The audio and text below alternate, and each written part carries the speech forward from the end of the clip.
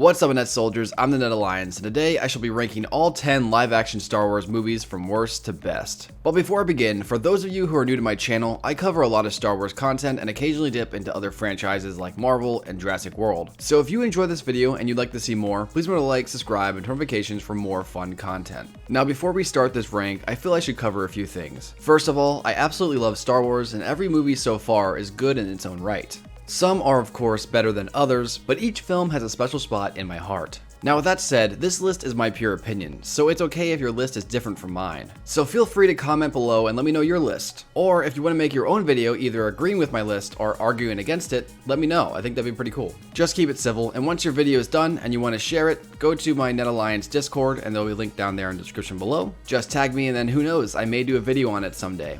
But with that said and out of the way, let's begin. Oh, and before I forget, Clone Wars movie is 11th, so yeah.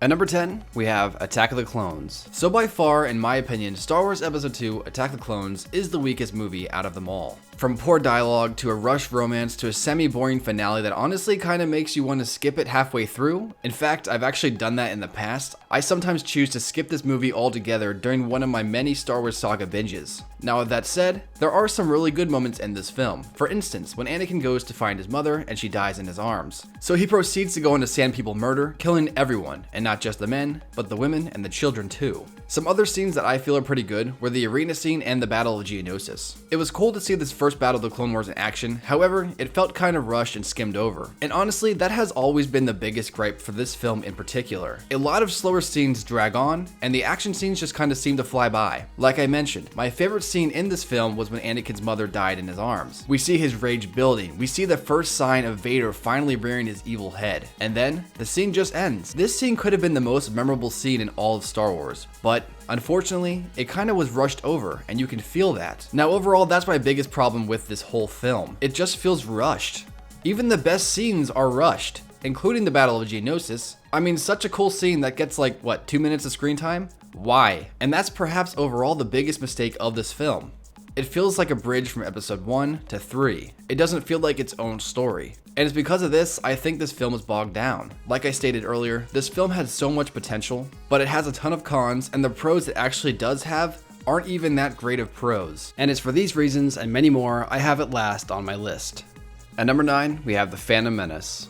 Ah, the anthology prequel film. And you may be thinking, wait, Net, you said Phantom Menace, not Rogue One, bro. What do you mean by an anthology prequel film, home dog? Well, let me explain. The reason I consider The Phantom Menace an anthology prequel film is because the movie itself feels like a branch off of the main Star Wars saga. It's a story, much like Rogue One, that didn't particularly need to be told. For instance, I have always said that episode 2 should have been the real episode 1, and then there should have actually been episode 2 that would take place during the Clone Wars itself, and then episode 3 would still be more or less the same. The idea being that the Clone Wars would be the main conflict in episode 1 through 3, to mirror the main conflict in the original trilogy that was the Galactic Civil War. I would go deeper into this alternate timeline, but that is a video for another day. So going back to my main point, many of the key moments in The Phantom Menace could be explained how Rogue One's story was originally explained in A New Hope. So the main points that need to be stated could either be brought up in a conversation quick, or perhaps in a flashback, especially on the side of Count Dooku to better flesh out his character,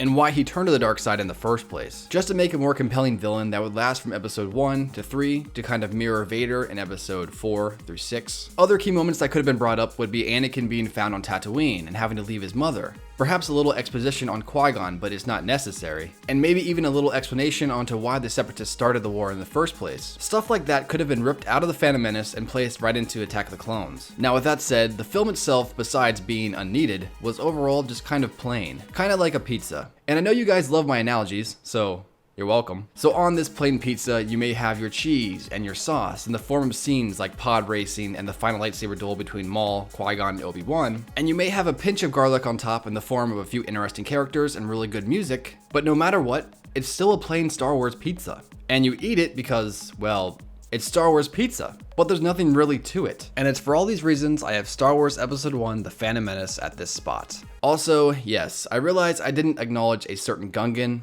but that's because he's a perfect character, so there's nothing to complain about. At number 8, we have Rogue One. So at the time of Rogue One's release, I had it at number 4, and now it's here, so I guess I should explain my reasoning to why I lowered it. But before I do, I want to state something. I've noticed that when Disney's Star Wars films initially come out, they are overall praised by the majority of Star Wars fans, and they really seem to like them. However, as time goes on, the greatness of the idea of a new Star Wars begins to wear off. The films begin to show their imperfections, and a movie that released with relatively high praise is later known to split the fanbase 50-50. And this seems to be the case with Rogue One. Now with that said, we come back to the question, why is Rogue One here on the list? Well, I actually have a bunch of reasons. However, for the sake of time, and because I'm lazy, I'll list just my major problems with this film. First of all, much like with the Phantom Menace, this is a story that overall didn't need to be told. Hence why it was originally explained in one sentence in A New Hope. Secondly, I personally did not care for any of the characters. By looking at them, I could tell they all probably had some really cool backstories and interesting things about them. However, the characters weren't fleshed out enough for me to really care. And that may be due to the fact that this film is Rogue One, and perhaps we should wait for Rogue 2. Oh wait, yeah, that's right. Honestly, the only characters I really cared for was Jyn and K2. In fact, after leaving this film, I only knew 4 of the new characters from this movie. I remember Jyn, Cassian, K2SO, and Krennic. Now it could be argued, well, those are the only names that really matter to the story, which is true in a sense. But that just means the other characters aren't memorable. Honestly, for the longest time, I just called them the blind guy, his friend, and the pilot. And when these characters died, I didn't care. Just because Chirrut is a cool blind dude who can connect through the Force, I'm just supposed to like him? I guess? Why? But of course, this film isn't all bad. I personally like that they explain the massive flaw in the Death Star while also telling the story of the team that recovered the Death Star plans. I thought Krennic was an interesting villain as well. And although he was the bad guy, I was able to sympathize with him. You can tell he's not an evil dude, he's just trying to do his job, and in the end, he royally gets screwed over it. But in the end of the day, besides a few good moments here and there, Rogue One is just not needed. And it's for this reason and many more why I put Rogue One here on the list. At number 7, we have The Last Jedi.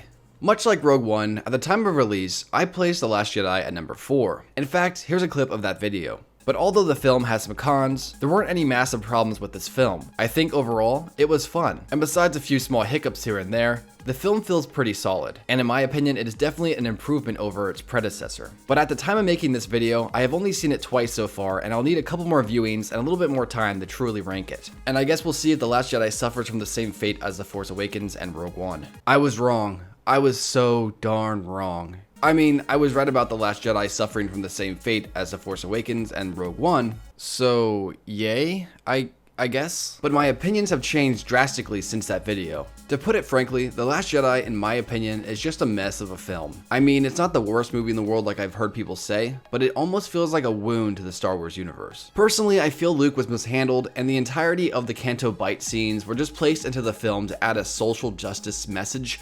And I mean, really? Just keep that out of my Star Wars. Now on the pro side, I'm one of the few people who actually like that Leia can use the Force. I think it makes sense that Luke would have taught her something over the last 30 years. Plus, I like the little mind games Rey and Kylo were playing. It definitely made for an interesting dynamic. However, much like Luke, I feel Snoke was mishandled in my opinion. Although his death was pretty interesting and shocking and kind of out of nowhere, I definitely think it wasn't needed, much like Luke's death. So I have this theory, and I want to see if you guys kind of agree with me on it. I can't shake the feeling that The Last Jedi became what it was because of the complaints about The Force Awakens. For instance, one of the biggest complaints about the 7th film was how it felt too safe. So it seems the creators were like, we played it safe and the fans were mean to us, so for The Last Jedi, let's just do the exact opposite. Who's with me?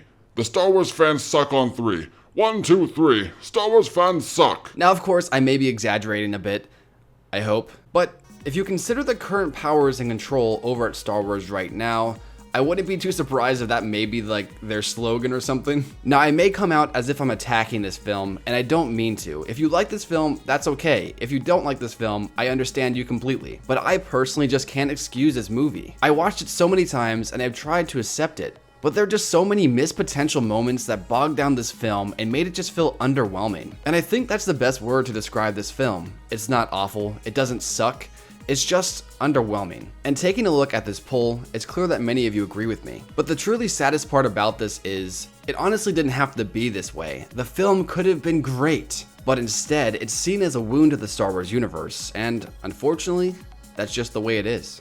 At number 6, we have The Force Awakens. So as I stated with Rogue One and The Last Jedi, I initially liked this film, but in time, much like Rogue One and The Last Jedi, it began to show its flaws. And I'm sure you guys already know its biggest flaw, so I'm not going to beat a dead horse, because, well, The rest of the internet made sure to really make that horse dead, but I do feel as though I should touch on it at least a little bit. So, yes, The Force Awakens is extremely similar to A New Hope, and this has become common knowledge. The reason for this is because initially Disney acquired Star Wars and they thought that everyone hated the prequels, which is bullcrap by the way. So they hired J.J. Abrams to create somewhat of a soft reboot. And the term soft reboot essentially means bringing a series back to its roots while still taking into account the previously established movie canon, which isn't the worst idea, but... and this is a big Nicki Minaj sized but, instead of creating a new chapter full of new things, they created a new chapter full of old things. And I've said it before and I'll say it again, The Force Awakens by itself is a pretty solid and fun film. But once you compare it to A New Hope, and this is a statement that I coined 2 years ago, The Force Awakens feels like J.J. Abrams' fanfiction of A New Hope, which isn't a good thing. I mean, Star Wars has always had parallels in its stories. The best example being how the Skywalkers always lose their right hand in the second film of the trilogy. But pulling parallels and straight up copying something but changing it just enough so it's not actually copying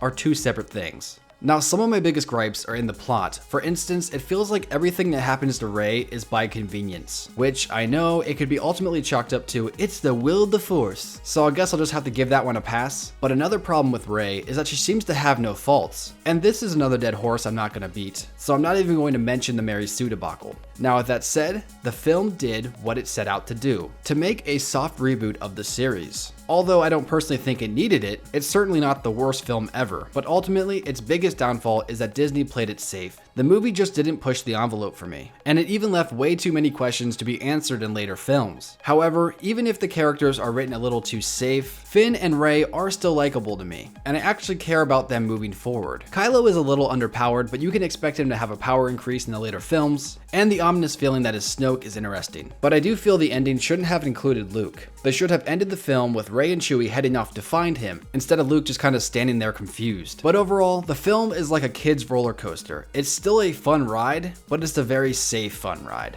And it's for all these reasons I have The Force Awakens at this spot. At number 5, we have Solo. Solo was a surprise to be sure, but a welcomed one. I went into this film expecting it to be awful, but I was pleasantly surprised. When I say I was expecting it to be awful, I'm not saying that I wanted it to be bad. I just went into this film with the preconceived notion that it was gonna be a letdown. But for the most part, I'll admit, I actually had fun with this film. And that's one department that I feel these recent Star Wars movies have been sorely lacking in. They're also busy trying to make the best action or the most compelling story that they forget to just have fun with the source material. So that's definitely a place this film shines. I think overall the acting is solid too, and although the actor didn't scream Han Solo, he at least did a good job of doing his own version of a young Han Solo, which I liked. I also liked how the movie made Chewbacca more of a character than the previous films. He doesn't feel like a standard sidekick anymore. He actually feels like an important character now, and it's cool to see that. The rest of the cast did a stellar job as well, with the standout definitely being Donald Glover as Lando. Another thing I really enjoyed about this film was its changing themes. The first act felt like an escape film, the second act kind of felt like a heist film, and the third act felt like a spaghetti western, giving the film a the good, the bad, and the ugly vibe, and I definitely love that. Now for cons, much like Rogue One, in my opinion, this film's biggest drawback is that it feels unneeded. For example, Han Solo's character never needed much background information because you understood his character from the first time you see him in A New Hope. So while the film was done purely for, well, money, that aspect does kind of linger in your mind. Another thing I wasn't too keen on was that the movie had a few scenes that just kind of looked ugly to me. Not that they were bad, they just looked ugly. Primarily the opening scenes for sure. And I felt the Space Squid scene was kind of unneeded. I mean, sure, it's cool, but what's the point of it? And my last relatively big con was Discount K2SO. Her character was supposed to be sassy, but instead it kind of just came out as sort of annoying, and I'm not a fan of that. Now besides all that and a few pacing issues here and there, the film is overall fun and entertaining, and that's why it's here on this list. And of course, that Darth Maul scene though. Even though it was kind of pointless for him to pull out his lightsabers, but that Darth Maul scene though.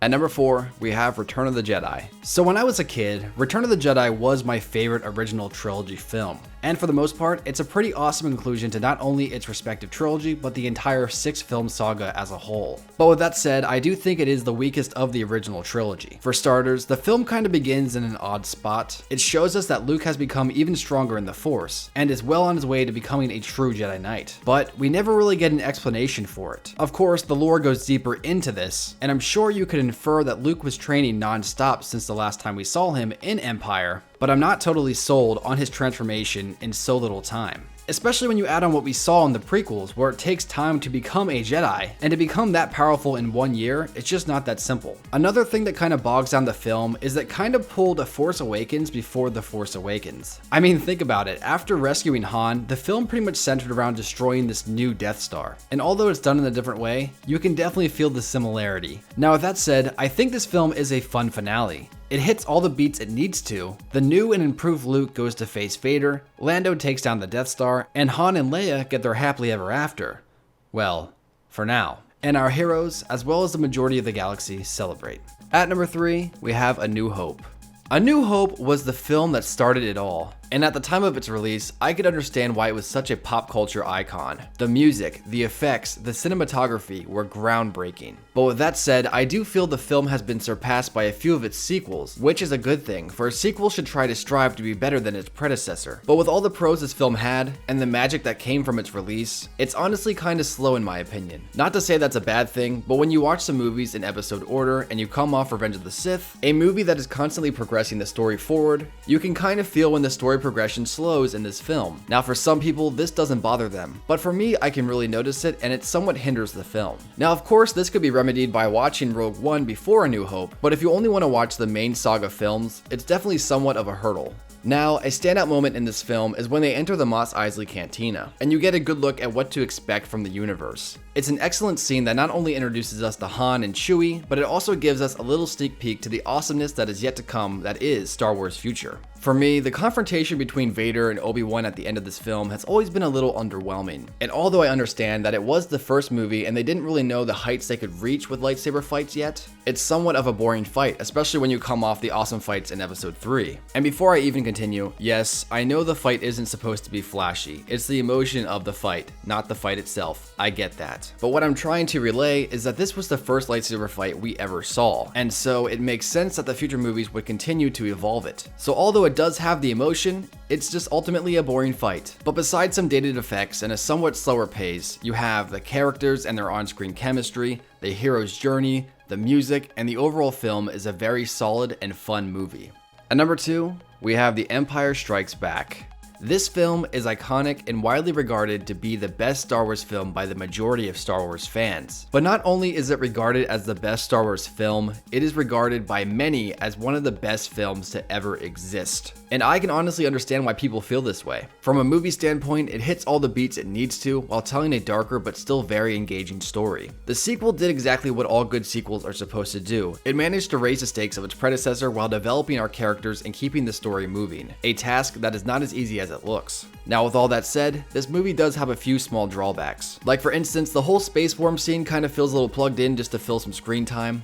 I mean, don't get me wrong, it's still an interesting scene, it's just not really needed. But it's easy to forgive the small problems when the rest of the film is a masterpiece. And of course, I would be remiss if I did not mention the massive twist at the end between Darth Vader and Luke Skywalker, where, spoiler alert by the way, Vader tells Luke that he is his father. Overall, it's an epic film and it definitely deserves to be at least in the top 3 Star Wars films on everyone's list. And at number 1, Revenge of the Sith. When I initially ranked episode 3 to be my best Star Wars film in my opinion, I expected a ton of hate. And although I definitely got some, I actually received a lot of praise too. In fact, it was my honesty that sparked thousands of Star Wars fans to be honest about their opinions as well. Because it's obvious the prequels get a lot of hate, and I feel that people are afraid to voice their true opinions because they're gonna get that hate too. So when they watch my previous Star Wars ranked videos, as well as the majority of my other videos, they see that I don't hate on the Star Wars prequels like the majority of other Star Wars YouTubers do. And if I have to be the martyr to show people that it's okay to voice your opinions, then that's just how it's gotta be. Now with that little rant out of the way, I will admit, from a film quality standpoint, the originals are better crafted films. However, in my opinion, Revenge of the Sith feels like a true Star Wars movie, and I was surprised to see how many of you guys actually agreed with me. Some people complain about the final lightsaber fight being too long or dragged on, and I 100% disagree. This is freaking Anakin Skywalker and Obi-Wan Kenobi in their prime. This battle isn't just a lightsaber fight, it's the internal fight going on within both of them at the same time. While I'll admit the Tarzan part is a little cheesy, the rest of the fight was as epic as it was supposed to be. This movie, for me, was my Star Wars movie. I liked Star Wars before its release, but Revenge of the Sith was the film that truly ignited the love I have for Star Wars. The film came out when I was 10 years old. Oh my gosh, how old am I again? And I still get excited whenever I reach it on one of my Star Wars movie binges. I remember as a kid, I grew my hair out to look like Anakin, and I remember that I actually wanted my arm to get cut off so I could have a robotic one too. I'm being serious. This film had great action, great music, and a very dramatic story, and I'm a sucker for fallen hero stories like Macbeth, so this one completely grabbed me. Now, I'll admit, some of the dialogue isn't great, and you could make an argument that there is too much action, but for me, the story was constantly moving and never got boring. Plus, the movie had a lot of ground to cover in only a couple hours. In fact, I think the original cut for Revenge of the Sith was like 4 or 5 hours, if I'm not mistaken. It was pretty crazy, and I would love to see an extended edition of this film, so I wish that was a thing. But overall, Episode 3's main purpose was bringing the two trilogies together, and I think it did a great job. So it's for all these reasons, in my opinion, Revenge of the Sith is the best Star Wars movie. But of course, with all this said, that's just my opinion. So what's your opinion? Let me know your thoughts in the comments below. If you enjoyed this video, please consider checking out some of the other videos linked on your screen. And like I said earlier, remember to like, subscribe, and turn notifications for more Star Wars content. Thanks again, guys. You rock. May the Force be with you. Peace.